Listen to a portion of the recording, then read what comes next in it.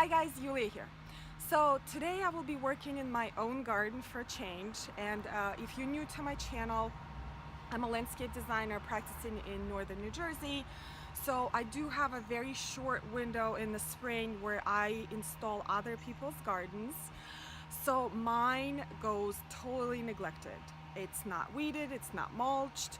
I do plant things here and there, but nothing being taken care of. So it looks kind of like a disaster right now. So I am starting to slow down with my business, and I finally have the time to spruce up the garden a little bit. So I'm gonna start with one area that looks really bad. It is like almost all weeds, but there are also nice plants there as well. So I'm gonna show you how, pretty much like the before and after. And my point is basically that yes, installing a new garden is a lot of fun and thinking about it is a lot of fun, but maintenance is incredibly important. And if you don't maintain your garden, it's just gonna look terrible. So let me show you the space.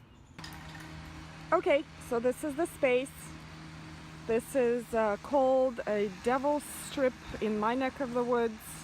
It's the space between the sidewalk and the road.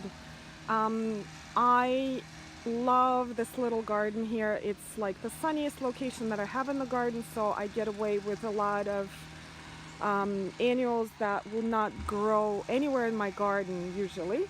So I do have some dahlias starting to bloom. Beautiful. This is a myrtle folly. It looks like a sunset, and there's a bug in there.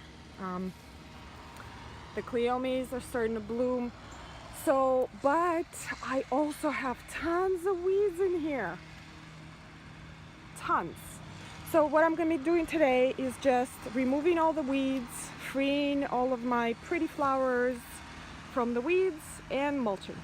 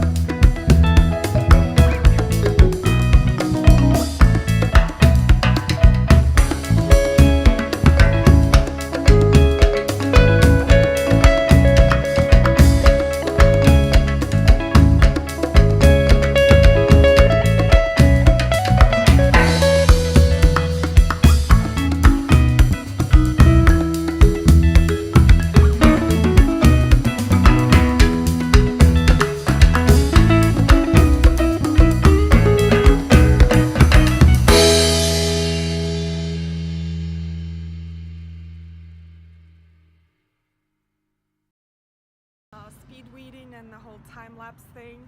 Never done that before, so that was interesting. Anyway, it's all done, and I'm just going to plant those pockets where I don't have anything there now, and maybe mulched a little bit. So the reason why the devil's strip is just so weedy is because I don't mulch early in the spring. I generally mulch some of my beds, but that one I actually leave alone because I have a lot of cleome seedlings and feverfew seedlings and other annuals coming up. So if you do have a receding garden, you don't want to mulch it because it's going to suffocate your crop for the year of the annuals. So anyway, I hope you liked the video, and if you have any comments or questions, post them in the comment section below, and I'll see you next time. Thanks. Bye.